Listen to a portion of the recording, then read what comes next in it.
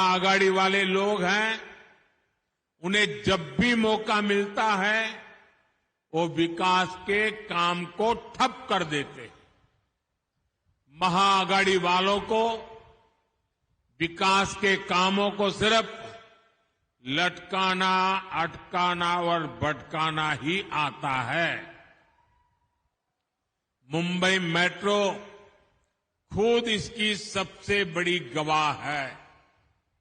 मुंबई में metro line 3 की शुरुआत देवेंद्र फडणवीस जी के मुख्यमंत्री रहते हुई थी।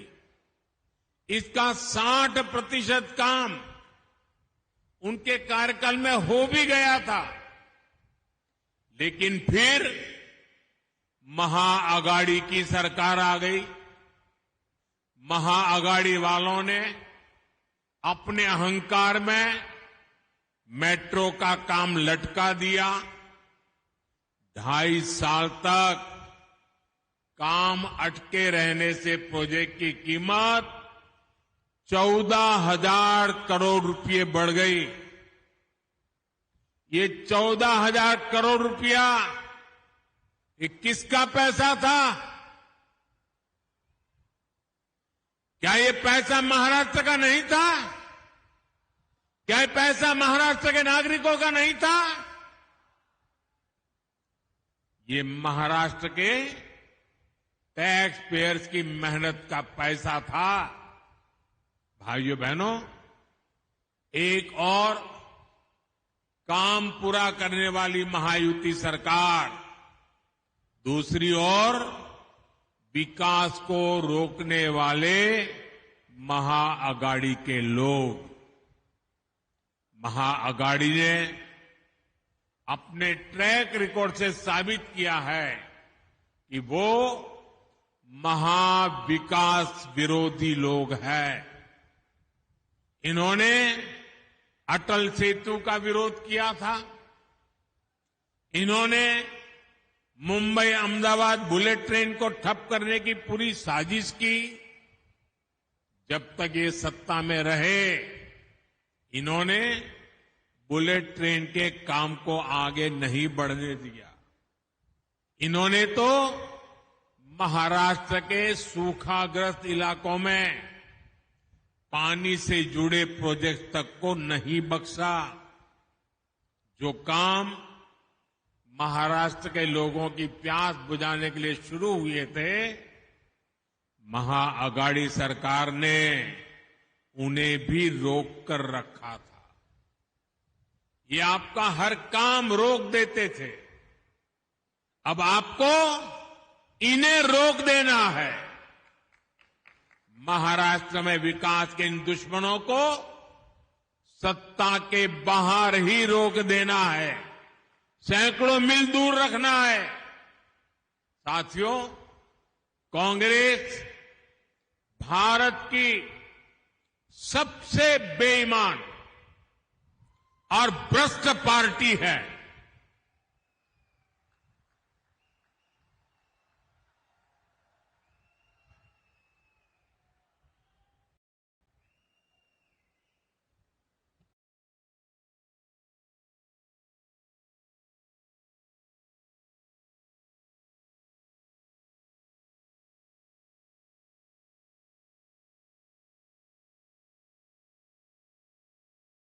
देख लीजिए, कांग्रेस के एक सीएम का जमीन घोटाले में नाम सामने आया है।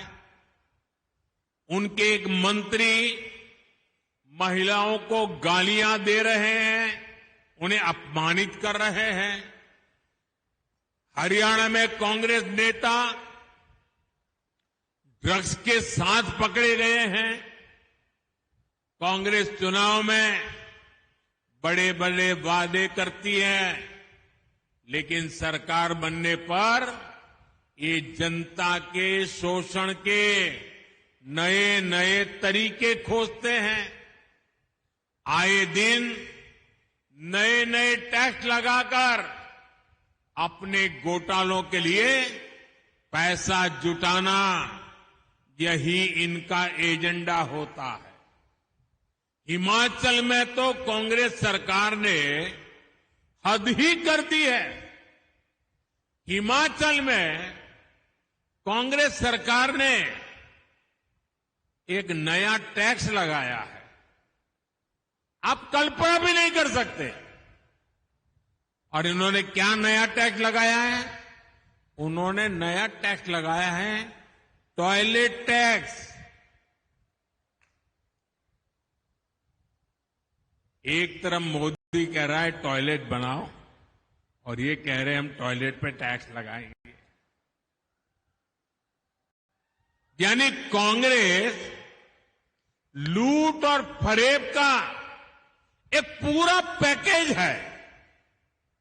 वो आपकी जमीन लूटेंगे, वो युवाओं को ड्रग्स के दलदल में धकेलेंगे, वो आप पर टैक्स का बोझ ला देंगे और महिलाओं को गालियां देंगे। लूट, झूठ और कुशासन का ये पूरा पैकेज, ये कांग्रेस की पहचान है। और याद रखिए, मैंने तो अभी सिर्फ पिछले कुछ दिनों की तस्वीर आपके सामने रखी है, और वो भी पूरी नहीं, क्योंकि समय का अभाव रहता है। कांग्रेस वर्षों से यही करते आई है। भाइयों और बहनों, महाराष्ट्र में इन्होंने अभी से अपना रंग दिखाना शुरू कर दिया है। आप देखिए, महायुति सरकार ने महाराष्ट्र की महिलाओं के लिए लाड़की बहन योजना शुरू की। इसमें बहनों को 1,500 रुपया महीना और 3 एलपीजी सिलेंडर मुफ्त मिल रहे हैं। महाआघाड़ी वाले इसे हजम नहीं कर पा रहे हैं। वो इंतजार में है कि उन्हें मौका मिले। महायुति की सरकार को अगर मौका मिला, जो मिलने वाला नहीं है, सबसे पहला काम ये शिंदे जी पर गुस्सा उतारेंगे और शिंदे जी ने जितनी योजनाएं बनाई हैं सब पर ताला लगा देंगे। महाआघाड़ी वाले चाहते हैं कि पैसा बहनों के हाथ में न जाए, लेकिन उनके दलालों की जेब में जाए। इसलिए हमारी माताओं बहनों को कांग्रेस और महाआघाड़ी वालों से जरा ज्यादा ही सावधान रहने की जरूरत है। साथियों, कांग्रेस जब सत्ता में थी तो अक्सर ये सवाल पूछा जाता था कि कांग्रेस को देश के विकास से क्या तकलीफ है। लेकिन जब से ये लोग सत्ता से बाहर गए हैं, इस सवाल का जवाब इन्होंने खुद दे दिया है। आज कांग्रेस के असली रंग खुलकर सामने आ गए हैं। कांग्रेस को अब अर्बन नक्सल का गैंग चला रहा है।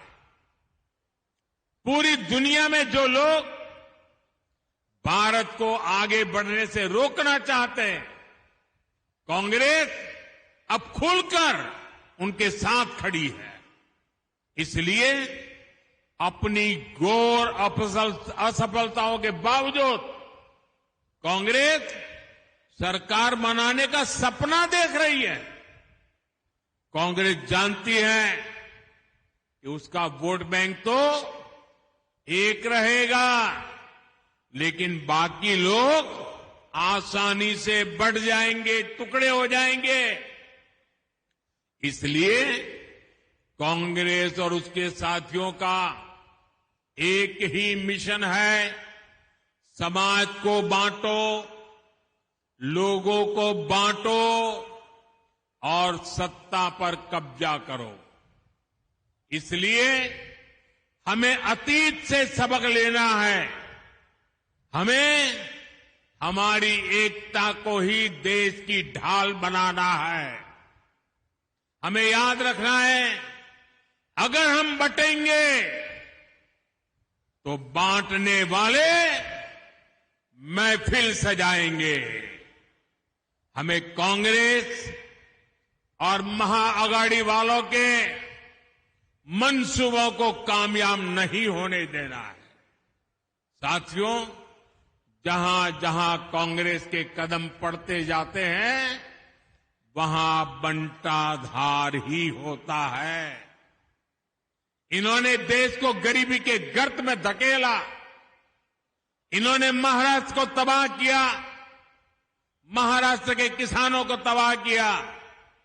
इन्होंने जिस किसी राज्य में सरकार बनाई उसे भी तबाह किया।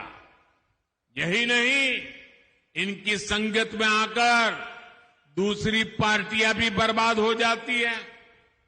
जो लोग पहले राष्ट्रवाद की बात करते थे, वो अब तुष्टीकरण की राजनीति करने लग गए हैं। आपको भी पता है, हमारी सरकार वक्फ बोर्ड के अवैध कब्जों पर बिल लेकर आई है, लेकिन तुष्टीकरण की राजनीति में कांग्रेस के नए नए चेले वक्फ बोर्ड क्या हमारे बिल का विरोध करने का पाप कर रहे हैं।